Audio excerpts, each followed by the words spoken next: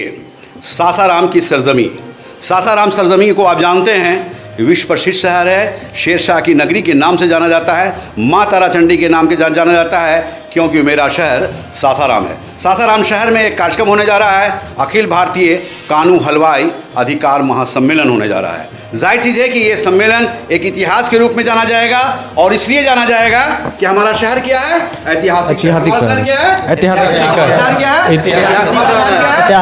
ऐतिहासिक शहर है। शेरशाह की नगरी के नाम से ये जाना जाता है, और कहीं ना कहीं ये महासम्मेलन एक इतिहास के रूप में जाना जाएगा। इसलिए जाना जाएगा कि कहीं ना कहीं ये समाज अब जग चुका है, और ये कहता नजर आ रहा है कि जिसकी जितनी आबादी उसकी उतनी भागीदारी। जाहिर चीज़ है कि ये समाज एक बड़ा समाज है। पूरे बिहार में अगर देखा जाए तो काफ़ी संख्या में ये लोग हैं, लेकिन कहीं ना कहीं ये देखा जा रहा है कि राजनीति के गलियारों में, राजनीति के हिस्सों में इन लोगों को हिस्सा मिलता नज़र नहीं आ रहा है। तो आइए इन लोगों से मैं रूबरू करा रहा हूँ। चूँकि आप जान रहे हैं कि ये समाज एक कार्यक्रम करने जा रहे हैं, और कार्यक्रम में कौन कौन लोग आ रहे हैं इस समाज के लोग बताएंगे, क्यों ये करने जा रहे हैं, क्या इनका मंशा है, क्या सोच है, क्या विचार है, ये इन लोगों के ज़ुबानी में आपको सुना रहा है। सुनिए, क्या नाम है सर आपका? जी, मेरा नाम महेश करण गुप्ता हुआ। महेश करण गुप्ता जी, नाम तो बड़ा प्यारा है आपका। क्या कारण है कि ये महासम्मेलन कर रहे हैं?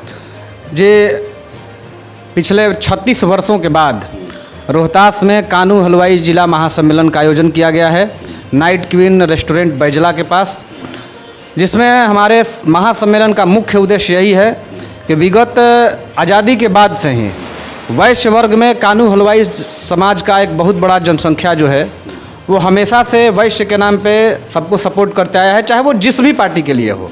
हमने हमेशा सबको सपोर्ट किया है, समर्थन दिया है, लेकिन जहाँ पे राजनीतिक भागीदारी की बात है या जो विभिन्न आयोग बन रहे हैं उनकी बात है, उसमें हमारी संख्या नहीं के बराबर है, जीरो के बराबर है। कहीं किसी ने प्रतिनिधित्व दिया तो ठीक, नहीं तो हमारा प्रतिनिधित्व खुल के सामने नहीं आया है।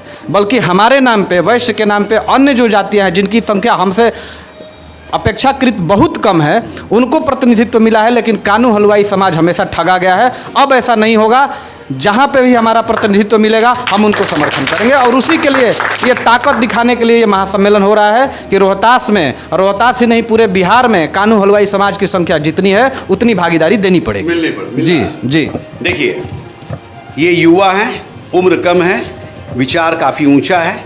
इसलिए विचार ऊंचा है कि हमारे शहर के ये बाशिंदे हैं, हमारे शहर के ये नौजवान हैं। क्या नाम है सर आपका? महेश करण गुप्ता। क्या नाम है? महेश करण गुप्ता। महेश करण गुप्ता। जाहिर चीज़ है कि महेश करण गुप्ता की आवाज़ मैं सुना रहा हूँ, लाइव हो रहा है, पूरा देश देख रहा है, यहाँ तक के प्रधानमंत्री से लेकर मुख्यमंत्री तक देख रहे हैं। और क्या देख रहे हैं कि आज ये महासम्मेलन जो होने जा रहा है, इस महासम्मेलन की आवाज़ क्या है, इसकी पुकार क्या है, इसकी दर्द क्या है, और कहीं ना कहीं इस दर्द को सरकार को समझने की ज़रूरत है। इसलिए समझने की ज़रूरत है कि अब कौन जगह है, सासाराम ये ऐतिहासिक जगह है, शेरशाह की धरती है। नहीं, जगह वह कौन है, कौन जग चुका है? कानू हलवाई जग चुका है।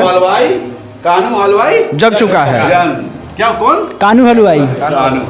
देखिए, ये समाज जग चुके हैं। जैसा हमारे छोटे भाई का कहना है कि हम लोग हमेशा सरकार बनाने का काम किए हैं, साथ देने का काम किए हैं, लेकिन अब तक हम लोगों को वो हिस्सेदारी नहीं मिली है। इसलिए हम लोग इस महासम्मेलन के ज़रिए अपनी हिस्सेदारी मांगेंगे, अपना हक मांगेंगे। और हक क्यों मांगेंगे, क्यों हक मांगेंगे? क्योंकि जितनी जिसकी हिस्से भागीदारी उतनी उसकी हिस्सेदारी, जितनी जिसकी भागीदारी उतनी हिस्सेदारी। इतनी अच्छी बात बोल रहे हैं भाई, कम से कम क्लैपिंग तो कीजिए। जिंदाबाद जिंदाबाद जिंदाबाद गुप्ता जिंदाबाद। ये जिंदाबाद जिंदाबाद जिंदाबाद का नारा जहाँ लगता है, वहाँ ये जिंदाबाद का नारा लगता है, वहाँ ये कहा जा सकता है कि इन लोगों की आवाज़ सरकार को सुनना है, सरकार को जगना है, सरकार को देना है, और कहीं ना कहीं इनके हक को मानते हुए इन्हें स्थान देना है। यहाँ और भी लोग हैं, मैं उनके ज़ुबानी सुना रहा हूँ। देखिए, एक यहाँ युवा है, क्या नाम है आपका? हमारा विकास कुमार गुप्ता नाम हुआ। विकास नाम है, विकास कुमार गुप्ता। कानू समाज का IT सेल मीडिया प्रभारी।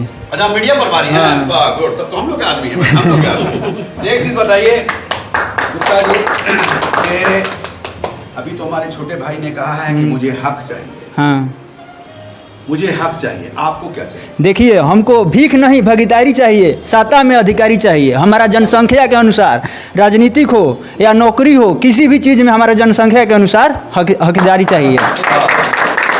देखिए, विकास कुमार गुप्ता, और जिस बच्चे का नाम ही है विकास, वो ये कहता नजर आ रहा है कि मुझे भीख नहीं, मुझे भागीदारी चाहिए, हिस्सेदारी चाहिए और कहीं ना कहीं सत्ता में जगह चाहिए। तो सत्ता में जगह के लिए ये महासम्मेलन हो रहा है, और महासम्मेलन की भी तिथि आप जान रहे हैं कि ये प्रोग्राम नाइट क्यून बैजला में होने जा रहा है, और कहीं ना कहीं ये 20 सितंबर को होने जा रहा है। 20 सितंबर को आप लोग उस जगह पे आएँ और इसे महासम्मेलन को आप लोग सफल करें, कामयाब करें। इसलिए कामयाब करें कि ये आवाज़ संयोजक जो हैं आरती गुप्ता का है, ये आवाज़ जिला अध्यक्ष संजय गुप्ता का है, और ये आवाज़ कहीं ना कहीं इन नौजवानों का है। क्या आवाज़ है? हम नौजवानों की आवाज़ है, साथ ही साथ नौजवानों की आवाज़ क्या आवाज़ है? नौजवान की आवाज़ है, नौजवान की आवाज़ है, नौजवानों की आवाज़ है। और इसलिए आवाज़ है कि कानू हलवाई एक ऐसा समाज है जो बनाने का काम करता है, समाज में ताकत देने की काम करता है, सरकार बनाने का काम करता है, और कहीं ना कहीं सरकार से लोग मांगने का काम कर रहे हैं। क्या मांग रहे हैं? सीधी सी बात है, हम अब भीख नहीं भागीदारी चाहिए, सत्ता में हिस्सेदारी चाहिए। क्या सर? सत्ता में हिस्सेदारी चाहिए, सत्ता में हिस्सेदारी चाहिए, सत्ता में हिस्सेदारी चाहिए। देखिए, ये हिस्सेदारी की बात है, और कहीं ना कहीं जो समाज अगर सरकार बनाने का काम करता है, सरकार किसी की भी हो, केंद्र की हो, राज्य की हो, हिस्सेदारी मिलनी चाहिए। अगर हिस्सेदारी नहीं मिलेगी तो हिस्सेदारी नहीं मिलेगी तो उस सरकार का समर्थन हम नहीं करेंगे, चाहे वो बिहार की हो या केंद्र की हो, जिसमें भी हो, जहाँ पे स्थानीय लेवल। सवाल है जी, मैं उस कार्यक्रम में था, पटना में एक कार्यक्रम हुआ था, बड़ा भव्य कार्यक्रम हुआ जी, और कहीं ना कहीं कानू हलवाई के माध्यम से हुआ था या और किसी वैश्य समाज के माध्यम से हुआ था। एक सवाल आपसे ये है कि उसमें तेजस्वी यादव आए थे जी, अतिथि के रूप में। जी, तो एक सवाल आपसे है कि जहाँ वैश्य समाज जो है, ये कहा जाता है कि बीजेपी के कैडर है, बीजेपी के वोटर है, तो बीजेपी के वोटर होने के बाद क्या कारण रहा था कि उससे कार्यक्रम में तेजस्वी यादव आए थे? देखिए, ये जो एक स्टीरियोटाइप बना दिया गया है, एक पंथ चला दिया गया है कि बीजेपी जो है, जैसे आपके भी मुंह से निकला या फिर समाज का, ये कड़वी सच्चाई है। आपने कड़वी सच्चाई को बयान किया है कि बीजेपी जो है, बनिया समाज जो है बीजेपी को फॉलो करते आया है, बीजेपी को समर्थन देते आया है। अब नहीं चलेगा, क्योंकि ऐसा होते हुए भी अगर सच में बीजेपी जो है बनियों की हितैषी होती तो हमारी भागीदारी इतनी कम नहीं होती।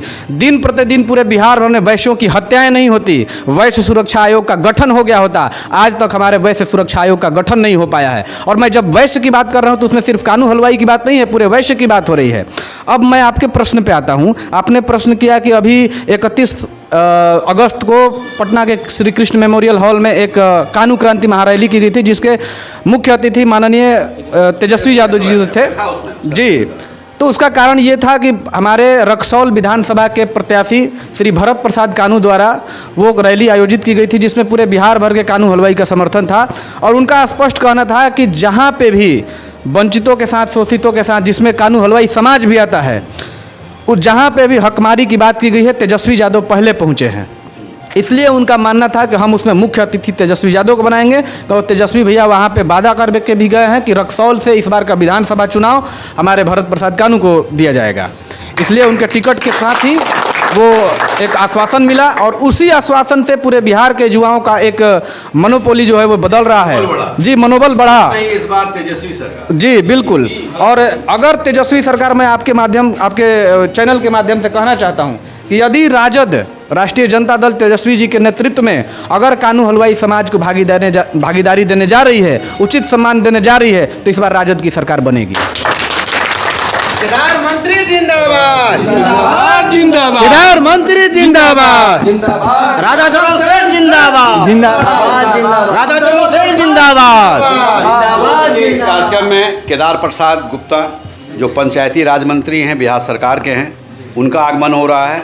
सुदामा गुप्ता जो सांसद हैं भोजपुर के, उनका आना हो रहा है। राधा चरण सेठ जो एमएलसी हैं जेडीयू के, उनका आना हो रहा है। और कहीं ना कहीं इनके अलावा भी लोग अगर आ रहे हैं तो आप लोगों को उस कार्यक्रम में शामिल होना है, उस कार्यक्रम को सफल बनाना है। और सफल इसलिए बनाना है कि कानू हलवाई ये सम्मेलन जो हो रहा है कहीं ना कहीं एक मैसेज देने का काम करेगा। एक सवाल आपसे ये है जी, सवाल ये है कि एक बार बना था बम समीकरण, बड़ा चर्चा हुआ था बम समीकरण। जी, बम समीकरण। मैंने अपने गार्जियन से, अपने समाज के अभिभावकों से सुना बम था, समीकरण बनिया और मुस्लिम। बनिया और मुस्लिम का। जी, तो मैं चाहता हूं कि जब MOI समीकरण बन सकता है, इंडिया गठबंधन है, NDA है, तो हमारे स्थानीय स्तर पे या बिहार के स्तर पे या फिर राष्ट्रीय स्तर पे बम समीकरण क्यों नहीं हो सकता है? क्योंकि अगर देखा जाए, ऐतिहासिक चीज़ों का अध्ययन किया जाए या व्यवहारिक चीज़ों का अध्ययन किया जाए, तो आप देखेंगे कि बनिया समाज मुख्यतः जाना जाता है व्यवसाय के लिए, और आप जहाँ पे भी नज़र उठा के देख लें तो मुस्लिम समाज भी व्यवसाय के लिए जाना जाता है। आपने आज तक किसी भी मुस्लिम समुदाय के संगठन द्वारा सड़क पर उतर के आरक्षण की मांग करते हुए हमको ये चाहिए, हमको वो चाहिए नहीं करते देखा होगा। क्यों? क्योंकि एक मुसलमान का बच्चा जब जन्म लेता है, या तो वो पढ़ाई करता है या तो वो बिजनेस करता है। तो सच पूछिए तो हमारा रिश्ता काफ़ी व्यवहारिक रूप से बहुत मजबूत है कि आप भी व्यवसाय में हैं, हम भी व्यवसाय में हैं। और व्यवसाय से, चूंकि भारत के या बिहार की किसी भी अर्थव्यवस्था की अगर बात की जाए तो अर्थव्यवस्था जो है रुपये से चलती है, व्यवसाय से चलती है, और अर्थव्यवस्था को चलाने में इन दोनों समीकरणों का बहुत ज़बरदस्त हाथ है, बनिया का और मुसलमान का। तो क्यों ना हम इसको आगे बढ़ाएं? ये भी तो कह सकता है कि बनिया और मुसलमान गोतिया है। हाँ, बिल्कुल गोतियाँ हैं, सही गोतियाँ हैं, बिजनेसमैन है, भाई हैं। बम समीकरण, ये बम समीकरण की आवाज़ है। और बम समीकरण अगर बन जाता है तो केंद्र में भी सरकार बनती नजर आएगी और स्टेट में भी सरकार बनती नजर आएगी। और इसलिए बनेगी कि समीकरण क्या बनेगा? बम समीकरण, बम समीकरण बनेगा। तो आप भी बम समीकरण बनाएं और समीकरण बना के अपनी आवाज़ को मजबूत करें, अपने स्थान को मजबूत करें, अपनी सरकार बनाएं और अपना पैगाम दें। बिहार दर्शन से असलम परवेज।